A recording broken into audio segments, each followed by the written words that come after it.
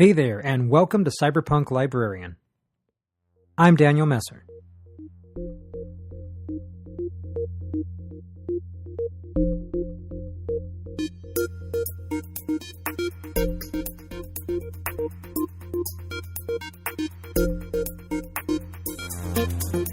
A new sickness is sweeping the world, but it's hitting especially hard here in America. The weird thing is, the United States Center for Disease Control hasn't said much about it.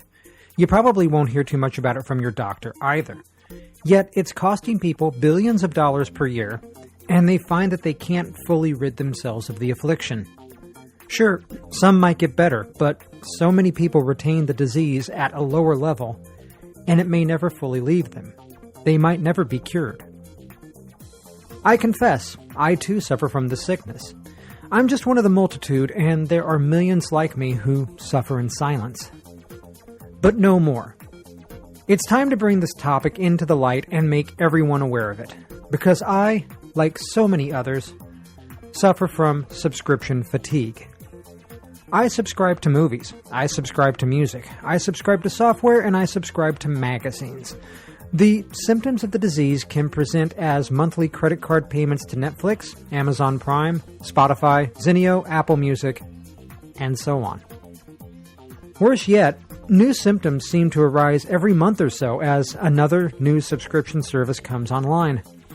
The rumor among the afflicted is that things are only going to get worse as there's a new symptom arising. A Disney-based symptom. But it doesn't have to be this way. We can do better. And even if we can't be fully cured, we can seek treatment. We can get help. We can hold back the symptoms and keep the disease at bay. This won't cost a lot of money, and you won't need to go digging for your insurance information. That's not what you need, my friend. You don't need your insurance card. You need your library card.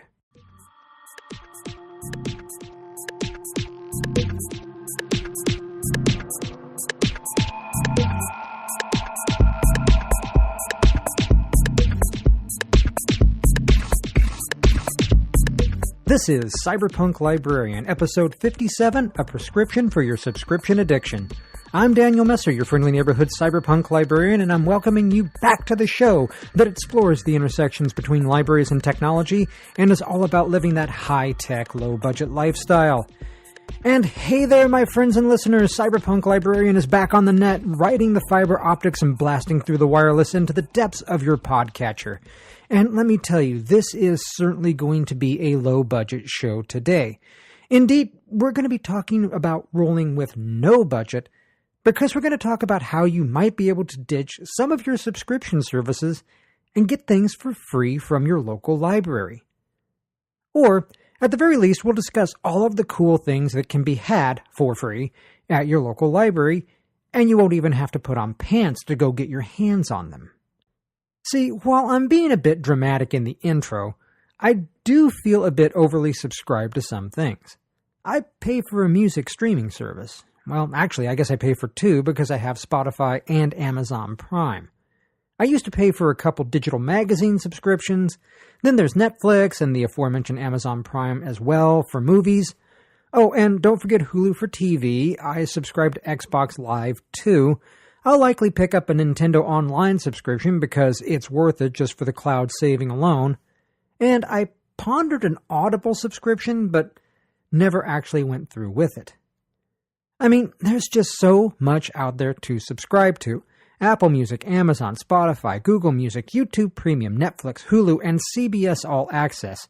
And if you're into sports, well, there are dozens of subscriptions to be had for that kind of streaming content too.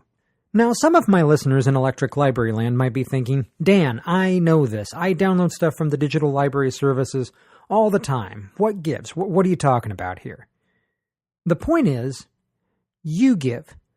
Give this episode to someone you know who doesn't know all about the library's digital download services. Trust me, I listen to more podcasts than most people, and I've heard multiple times on multiple podcasts from multiple hosts that even the most technologically savvy people aren't aware that they can get something as basic as an ebook for free from their library. They're complaining about needing to buy a book they'll only read once because they needed to talk about it on the show. And I'm listening in my car driving down Arizona 202, and I'm screaming at the podcast, "Did you bother checking the library, you schmuck?" So, if you're a librarian well-versed in the wonderment of your digital collections, that's great. Share this episode with someone who isn't. Between you and me, maybe we can set them straight. The public library can help alleviate subscription fatigue, if not eliminate it altogether. Let's try and make things a little less tiring and maybe not so expensive.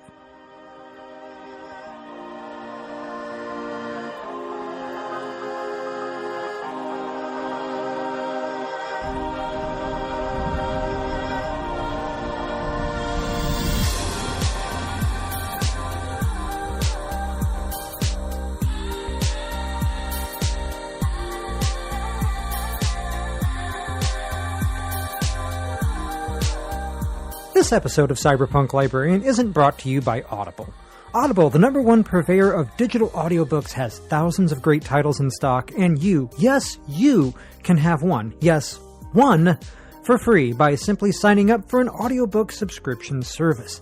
That sounds like a fantastic deal until you realize that your local library probably has access to an audiobook service too, and you might want to check that out first since you get not one, not two, but likely thousands of audiobooks for free.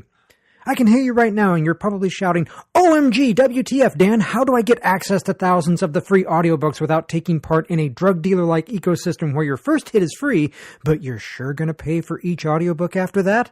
Well, friend, just hit up your local library and get yourself a library card.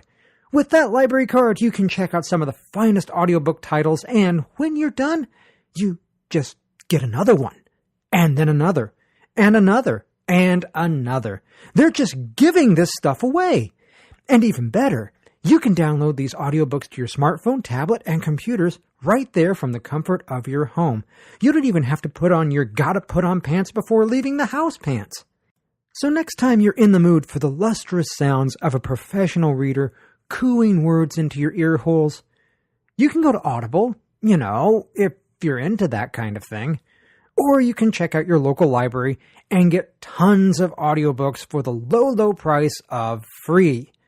We'd like to thank the Public Library for their support of this episode and all the great shows.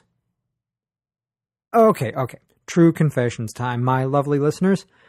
I actually don't like audiobooks all that much. I know, I'm sorry. I just can't get into them for what is to me a very important reason. It's not like I don't like the idea of audiobooks. I totally do. I know people who, they can't read a traditional book because of, concentration issues or whatever, but they're still going through a couple books per month because they're all in on audiobooks. And that's fantastic. It really is. And goodness knows, there are some audiobooks that are fantastic, not just because of the book, but also the reader. Listen to any audiobook read by Stephen Fry, and you'll understand what I mean. That's not so much a function of the audiobook more than it is the addition of Stephen Fry, because I'd watch that man stand on an empty stage reading aloud the business section of the New York Times. No, I'm not into audiobooks because they just kind of take too long. I can read faster than someone can read to me. I remember a few years back when I picked up a copy of William Gibson's Spook Country on audio, just to give it a shot. I was pretty far into the book, I thought, until I picked up the novel a few days later and discovered that I was maybe a third of the way through it. A third? Good Lord, if I just read the damn thing, I could have been done with it by now. But don't let my aversion to audiobooks turn you off of it, my loves. Audiobooks are fantastic, they're awesome, and they're just not for me. And these days, you can't listen to podcasts for long without hearing an ad for Audible. Audible is a service of Amazon, and yeah, they do have tons of audiobooks for you to buy or subscribe to. Their normal initial offer is 1 or 2 free audiobooks, which you can keep even if you don't want to subscribe to the service anymore. And then they'll try and get you to sign up for a monthly subscription, where you can have 1 or 2 more audiobooks per month. And folks, I know people that'll go through 1 or 2 audiobooks in a couple of weeks. I listen to something like 40 hours of podcasts every week because podcasts are literally my primary form of entertainment. These people, they'll listen to that much audiobooks, they will listen to the same amount of audiobook every week. Some audiobooks are only 15 to 20 hours long, so at that rate, you can go through 2 of them. So, allow me to turn you on to a few other options. And this is by no means an exhaustive list, but for the very least, let me steer you away from the options where you have to give more money to Amazon, and instead, let's take advantage of the free services that your library might offer. Now, I say might, and I have to basically use a weasel word here, because every library has a little something different. Bigger libraries will typically have lots of online services, while smaller ones will have fewer. I encourage you to check out what your local library has to offer because many of the smaller systems will still partner with larger ones and hopefully spread out the cost of online services for their patrons. Oh, and a quick final note, unless otherwise noted, all of these services have apps for smartphones, tablets, desktops, and so on. You'll typically use the service in conjunction with a library login and then utilize the app to access the content. In other words, you'll listen to the audiobooks in the app and you'll read the ebook in the app and so on. Alright then, so before you hit up Audible, see if your library has access to a service called Overdrive. Overdrive is a service that, fair warning, is owned by an Amazon competitor, a Japanese company called Rakuten. Rakuten also owns the Kobo e-reader platform and hardware, so yeah, this is a company with a fairly obvious interest in outdoing Amazon. But that aside, Overdrive is a name that will come up again later in the show because downloadable audiobooks aren't the only thing they can do for you. Overdrive has a few claims to fame, but one of them is the fact that they typically have the big-time bestsellers that you'll see in the mainstream bookstores. So you'll find your James Pattersons, your Nora Roberts, Dan Brown, Stephen King, Jeanette Ivanovich, and stuff like that. Overdrive is normally the first service I show anyone who expresses interest in digital media, because quite frankly, it's the one they probably want. I know some people knock on James Patterson and J.D. Robb for their somewhat formulaic writing styles. Me, as a fan of pulp fiction from the magazines of the 40s through the 70s, I have no problem with a formulaic writing style. And the truth is, lots of people have no problem with that either. So they want thrilling adventure from Patterson, and romance from Roberts, and a comedy mystery from Ivanovich, and whatever the hell it is they want from E.L. James. Seriously, folks, there's better erotica out there. So, first things first, try Overdrive and check out the audiobooks section. I just bet, you'll find something you like. Next up, RB Digital, which used to be called One Click Digital, and they renamed, and I think it had a name before that, and it doesn't really matter right now because right now, it's RB Digital. RB Digital has a smattering of your AAA titles and authors, but they're also carrying a wealth of authors you might not find on Overdrive. However, like Overdrive, you can search for authors and titles, you can browse by genres, so if you're looking for romance, science fiction, fantasy, western, or even nonfiction, browse by genre, and these services will likely have your back. And finally, for audiobooks, let's talk about Hoopla. Hoopla, like Overdrive, will come up again in this episode because Hoopla, also like Overdrive, offers an obscene amount of content in different formats. And one of those formats happens to be audiobooks. In my opinion, Hoopla offers an even better mix of hot authors, new titles, and eclectic selections than RB Digital. They also offer an interesting breakdown in their browsing. Rather than just simply calling out the major genres like mystery, romance, and so on, which they do, don't get me wrong, they also call out genres like adapted to film, road trip, as well as seasonal things like summer reads or spooky titles or Christmas stories. All of these services offer you the ability to listen to your audiobooks offline, so you can download them to your smartphone or tablet and not worry about needing an internet connection. Me, I recently got back from a road trip that took me through the Nevada deserts, and let me tell you, there's a reason that nuclear tests were done in Nevada, because there's nothing to lose there. You can drive for miles and miles and never see anything in the way of another person. No matter what your cell carrier, you will be without signal for periods of time. But that won't matter because you'll be set with your audiobooks that you've already downloaded to your device. Okay, great. So that's audiobooks. Give those services a try, but what if you just want to, read something?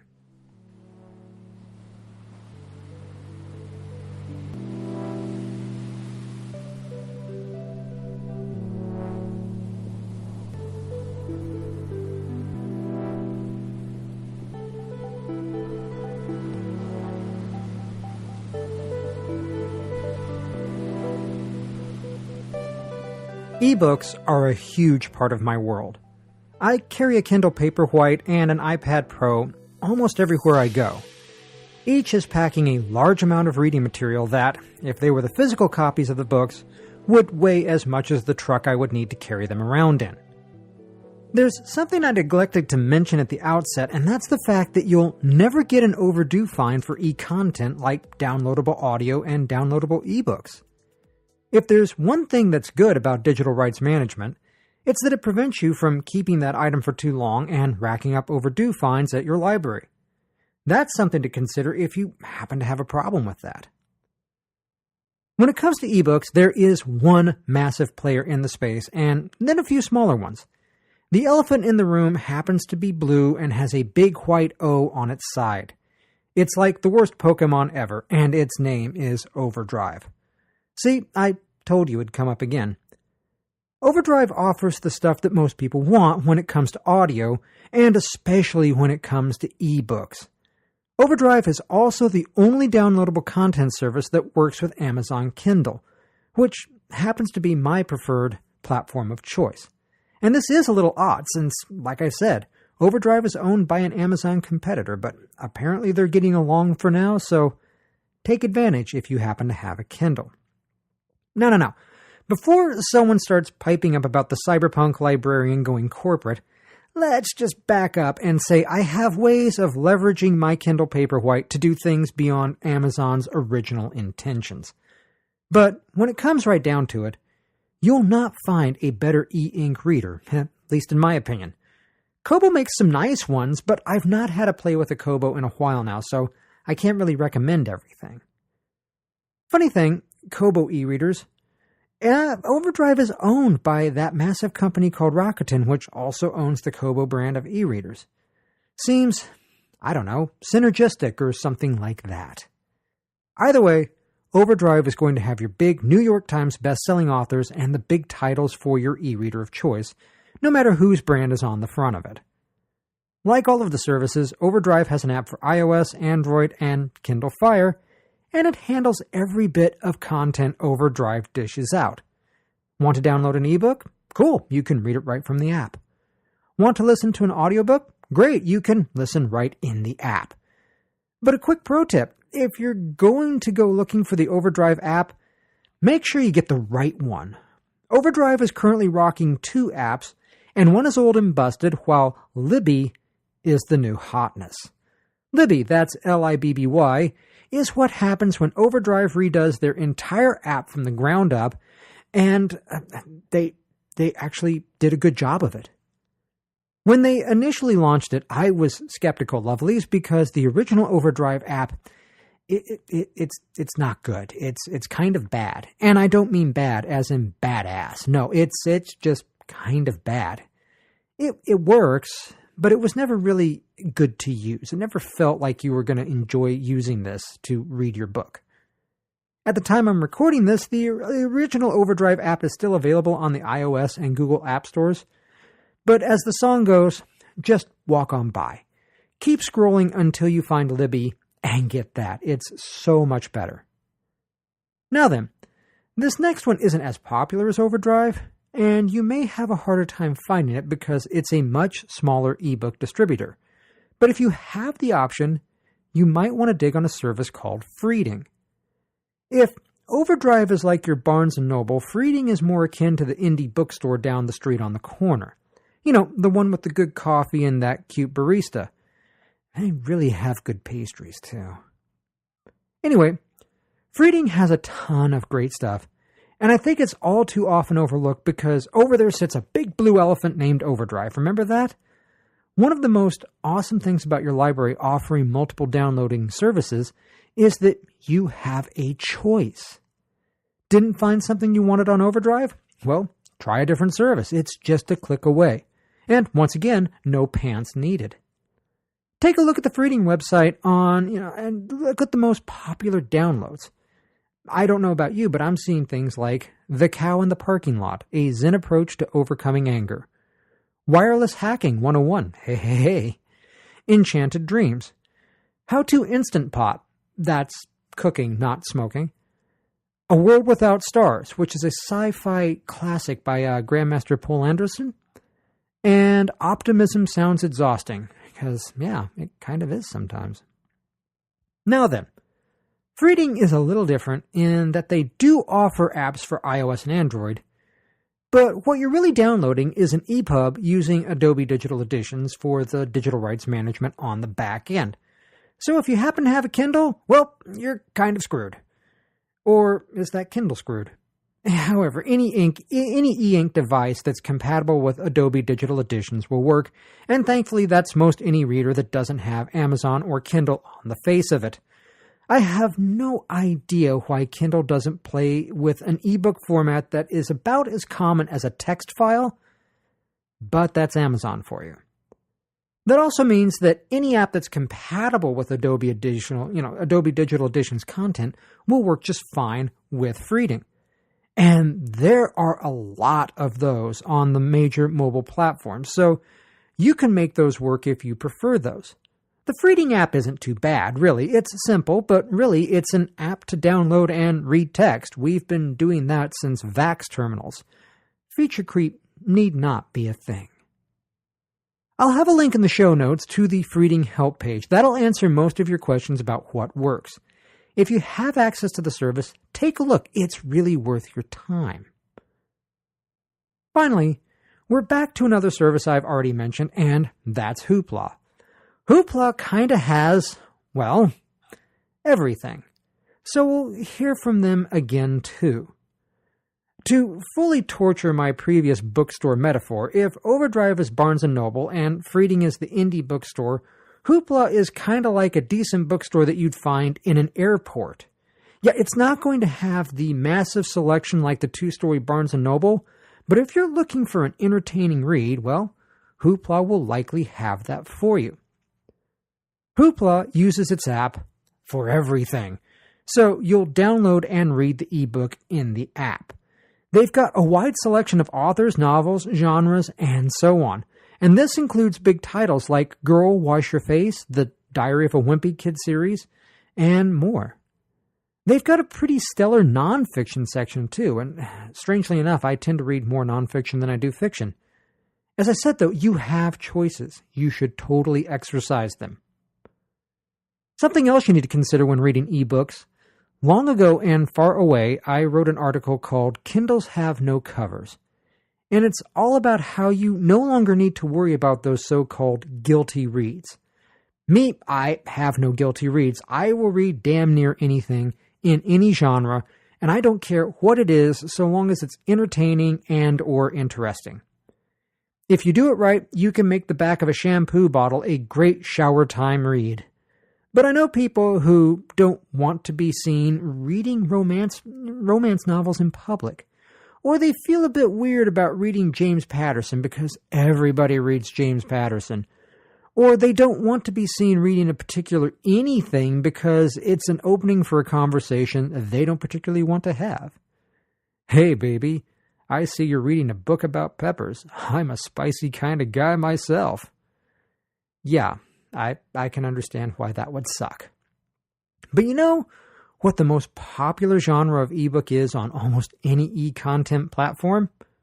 Well, if you guessed romance, then give yourself a silver star because you're close. Romance is only the most popular genre under one condition, And that condition is, does the platform classify erotica as romance, or does it have its own taxonomical class?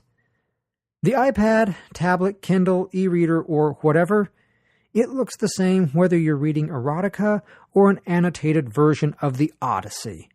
So if you're looking for a book that features a cover that might give you pause about reading it in public, hey, who cares? Go download it, read it, enjoy. Drawing back just a little, I know adults who would be mortified if their friends or family knew how many teen books they read. I've actually seen this in public, like people shaming those that they love because they were reading like Harry Potter or something. But if they're flipping through the Hunger Games on the iPad, they can just tell everybody they're reading Battle Royale by Takami Koshun. It's damn near the same book anyway. Read what you want, without fear. I don't care if you're reading high culture or pulp smut. Just read. Read to make yourself happy. And if you've got a self-conscious thing about people knowing that you're reading certain things, hit up your library and download it because, hey, we don't tell anybody what you're reading. And then don't worry about those people. You've got far better things to do, like downloading something good to read.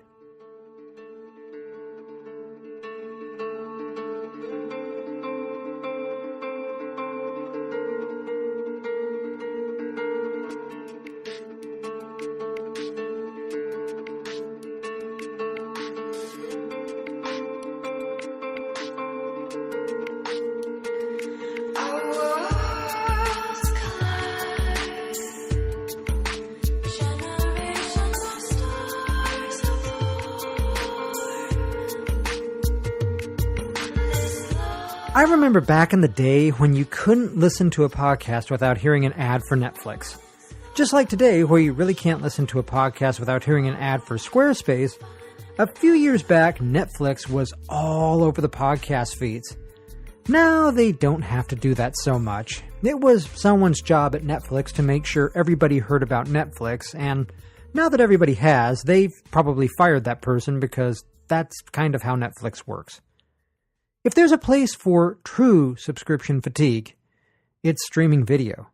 You can take your choice. You can have some Netflix, Hulu, Amazon Prime, Vudu, CBS All Access, HBO Go, Showtime Anytime, Max Go, and YouTube Red. Or is it YouTube Premium? Who knows?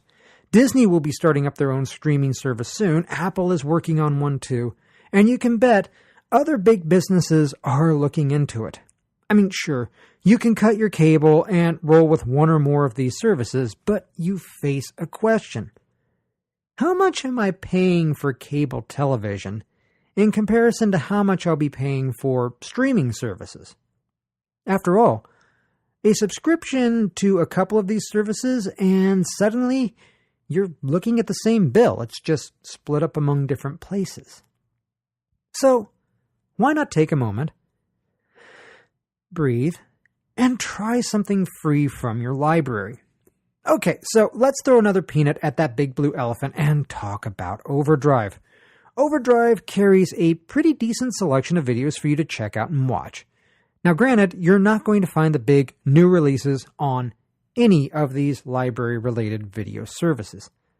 But that doesn't mean there aren't great movies out there for your movie night needs. Taking a look at our local Overdrive video and checking for the most popular titles, I'm seeing things like The Girl with the Dragon Tattoo, along with the other two in the Millennium Trilogy, and they're the good Scandinavian versions. There's the live-action Paddington movie, which was far cuter than it had any right to be. There's 13 Assassins by prolific director Miike Takeshi.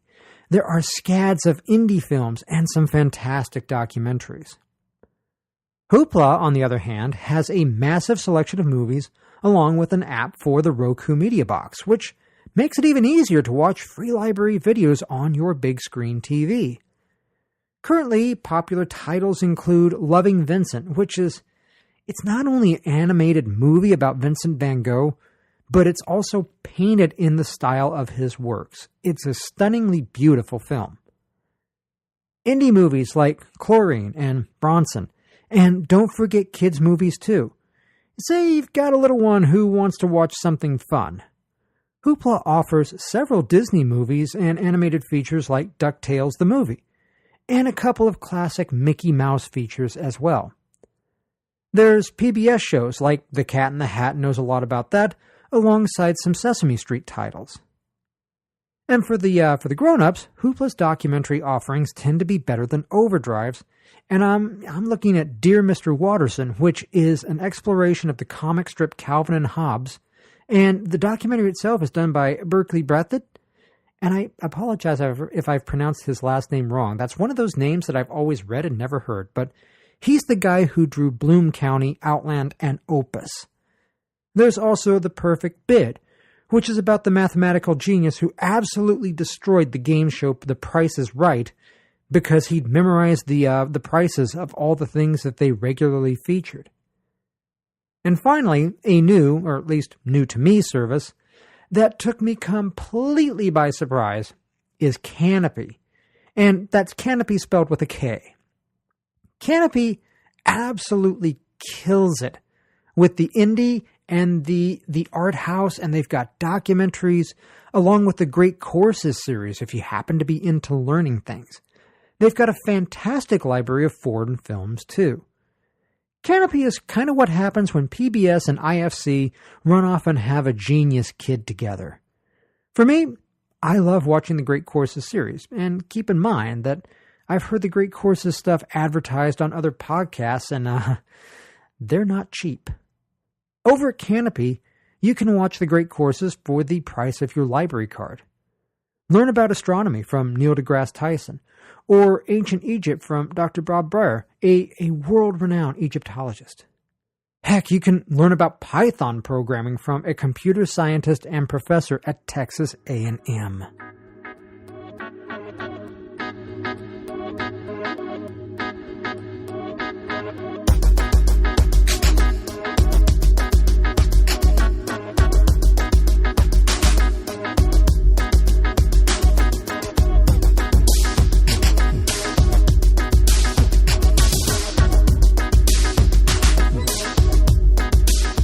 Know about you, but I still enjoy flipping through a good magazine every so often.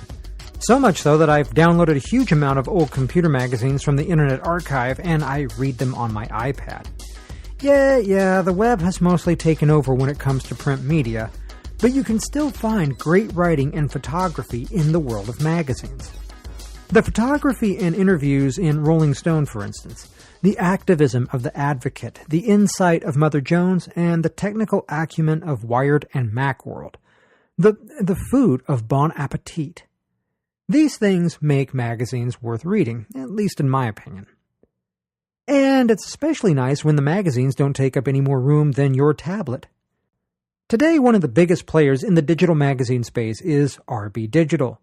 Now, we've mentioned them before, and they not only do the audiobooks, but they've got digital magazines too. They used to call themselves Zinio for Libraries, but they've since dropped the Zinio name while still retaining a ton of fantastic magazines.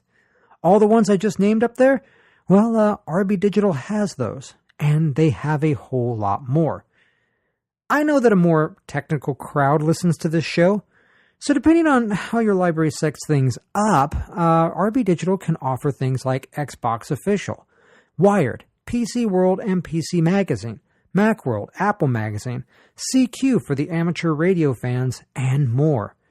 I'm a science guy too, so I'm into astronomy, Discover, National Geographic, Smithsonian, and popular science. There are magazines on art, lifestyles, fitness, woodworking, men's and women's interests, and so much more. Check out your local library to see if you have access, and keep in mind, it costs nothing to try. It costs nothing to try any of these services, so if you don't like it, you don't have to worry about contacting someone or filling out a form to get your money back. You didn't pay any money, so there's no money to get back, and if you don't like the service, you can simply stop using it. But, as a bonus feature, it also costs nothing to continue using it. So yeah, many libraries offer services to download and read digital magazines, and that's cool and all, but hey, did you ever think, did you even stop to consider comic books and graphic novels. I know, right? You can actually download comics and graphic novels, and for that, we return to our old friend Hoopla. As I said, they kinda have everything. Hoopla offers the big titles and the small ones too. DC, Marvel, Image, Valiant, and more. And we're talking Batman, Superman, Wonder Woman, Ms. Marvel, Captain Marvel, as in the Marvel comic title, and Shazam. Avengers, Justice League, Star Trek, Sandman, Lock and Key, Transformers, and on and on and on. Seriously, if you enjoy comics, you need to check out Hoopla. And if you're looking for something different than the normal flights and tights, may I recommend Lumberjanes, a comic about a group of friends out in the woods and the weird stuff that happens to them there. Or if you happen to dig on samurai, you absolutely owe it to yourself to check out Usagi Yojimbo. It's all about the adventures of a samurai rabbit in feudal Japan. Now, before you start thinking that this is just cute bunnies with swords, it just so happens that the story and the writing behind that bunny with the sword, it's incredible. This ain't My Little Bunny Samurai Are Magic. It's a story of the warrior code, the Bushido. It is a story of samurai in 17th century Japan. The samurai just happen to be portrayed as animals. It's a classic, and it's a classic for a reason. And Hoopla has loads of them. You should totally check that out. Go nuts. Find something that you want to read. And hey, when you check these things out, keep in mind, no overdue fines. And if you happen to have one of the nicer iPads or one of the nicer Android tablets, they look beautiful. We're talking high quality images. These are not just, something that someone just scanned and let go. This is good stuff. And if you're into the comics and you're into the magazines, check them out.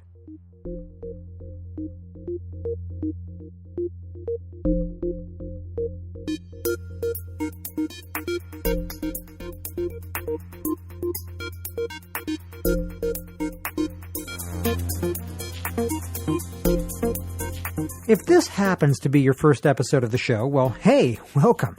I am so happy to have you here. And even though this may be your first episode of the show, you might have noticed that there are these music breaks throughout. I do that for a couple of reasons. The first one is the music breaks up the monotonous sound of my voice. Sure, I can drone on and on and on and on and on. But you know what? I have to edit this damn thing, and even I don't want to listen to the sound of my voice for a half-hour stretch. So if I don't want to do that, why should I subject you to it? Second, and probably most importantly, it's because I freaking love music. I'm a musician, and I've had this thing for music since I was 5 years old. So not only do I break up the segments with a little music, but I'm also trying to share some of these songs with you. Calling the songs out in the conclusion, well, that's just the right thing to do, as all of these songs are licensed under Creative Commons. Putting links to the tracks in the show notes? Well, same thing. That's what you do when you want to use a Creative Commons track. But child, I do it anyway because I want to share these songs with you. So, for the final segment of this show, let's talk music. There are a couple of big players in the library music space, and you might be able to guess one of them. I'll give you a hint. It rhymes with, we already talked about Hoopla in almost every segment, so why not this one too? So, no, I'm serious. Hoopla has a massive selection of music, including popular stuff that you're going to hear on the radio right now. And this also includes stuff that you'll hear on Spotify and Apple Music. So this isn't like some weird, wild artist that you've never ever heard of and have no idea where to start.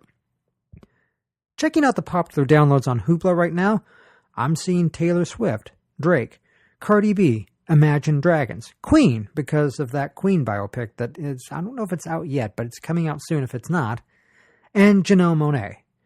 Into country music? Well, how about Jason Aldean, Dan and Shay, Luke Bryan, Casey Musgraves, and Lady Antebellum. And keep in mind, Taylor Swift was on Hoopla when she pulled her music from Spotify and other streaming services. Jazz fan? Well, there's Coltrane, Cos, Brubeck, Fitzgerald, Lennox, Matsui, Simone, and Getz. And they've even got ambient and soundscapes, something that I'm quite into. There's something in every genre, and I bet you'll find something that you'll like. But hey, would you like to expand your personal music collection? Believe me, I worked the front circulation desk for 17 years, and in that time I've watched people walk in with their laptops, sit down with a stack of CDs, and walk out with some new tunes on their hard drive. That's illegal, of course. Besides, they should have checked to see if they could download the tracks for free and keep them. There's a perfectly legal way to do that so long as you're getting the file through Freegal at your library. Freegal is an odd little thing when you first hear about it because you're going to think something's fishy, that something is, sideways or something. Freegal hosts most of the Sony music catalog, and we're talking tens, if not hundreds of thousands of tracks. Music by Justin Timberlake, Meghan Trainor, Childish Gambino, and far more. Me, when I'm not listening to ambient and space, you can bet I'm listening to Irish and Celtic. Freegal's Celtic section includes new and emerging as well as classic Celtic from my favorite artists. So I found Capercaillie along with the Clancy Brothers and the Dubliners albums, and yeah, it's some good stuff. Now, the thing about Freegal that most people are taken aback by is that you can download these tracks. They allow you to download a given number per week depending on the agreement that they've set up with your library. They're MP3 files, and they're high quality, and you get to keep them. They're yours. You don't need to return them. As a matter of fact, there is no mechanism to return them. You get to keep them. No, I'm serious. They're yours. It's 100% legal. You paid for the music when you paid your taxes. And you can thank your library by supporting them in other ways. But your library will support your music habit with this service. Download the songs. Keep them. Put them in your playlist. Do whatever. They're yours. And almost as good, some libraries offer the Freegal streaming service, which means you don't have to download the music. You can just stream it through your library. It's kind of like having a radio station there right for you, right from your library. And if you think this sounds crazy, check this out. Even if you don't like her, you have to admit that Adele is a musical powerhouse and lots of people love her. Like Taylor Swift, she isn't too keen on the streaming services either. So when her album 25 dropped, you couldn't get it anywhere on the streaming services at first. Spotify didn't have it, Apple Music didn't have it, Tidal didn't have it, and so on. But Freegal had it, and they still do. I downloaded Hello, her first big track off 25, the day after it was released. Why the day after? Well, because I was busy the day before. If you're having trouble finding a song or an artist, you just might want to try your library's online music offerings because, hey, they just might have it. And once again, yours to keep. God, I freaking love music. And I love libraries, maybe just a little bit more.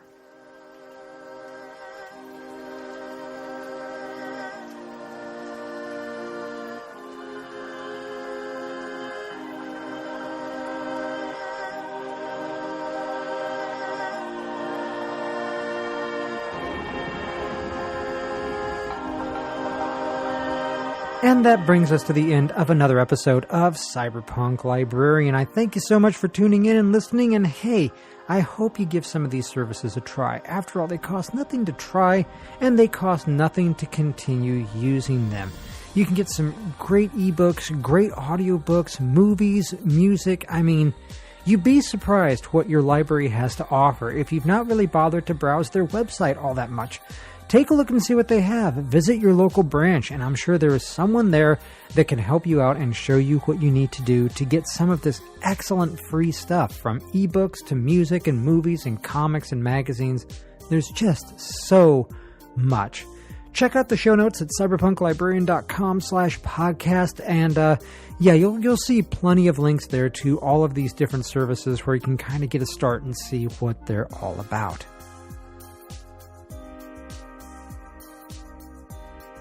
The song you're currently digging on is When the Rain Comes by Saki featuring Shiraki.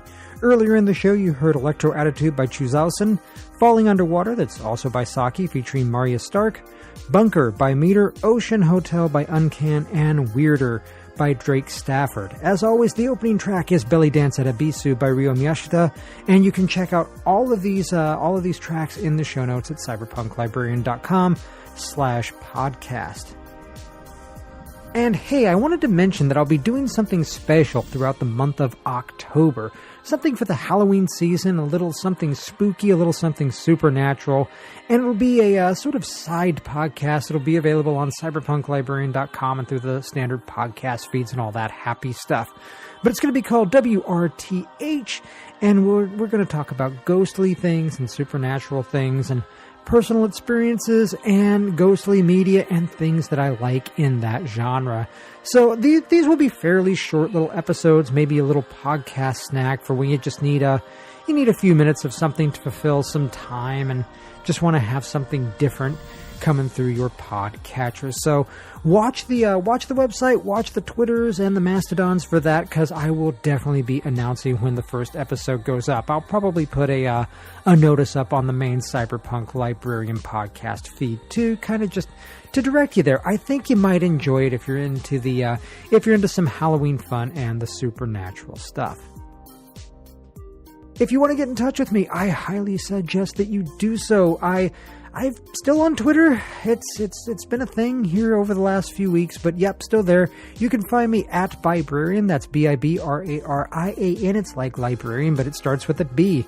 You can also find me on Mastodon. I am on the glamorous Mastodon, and that's glammr.us, or you can find me as Cyberpunk Librarian at glamour.us. So if you're into the Mastodon thing, hey, follow me there, because I'm really kind of liking Mastodon. I don't know if it's going to replace Twitter, and I don't care, because I'm still having a good time. Or if you want to try the tried and true SMTP method of contacting me, you can always hit me up at cyberpunklibrarian@protonmail.com. And with that, let's go ahead and get out of here. I thank you so much for listening. Check out the feeds later on in October for WRTH. And you know what? I will see you at least in some way, shape, or form on the other side of this episode or on the other side of WRTH. Thanks for listening, and remember, before you get out of here, that you don't have to be high-tech to be low budget, but it certainly helps if you're a cyberpunk. Take care out there.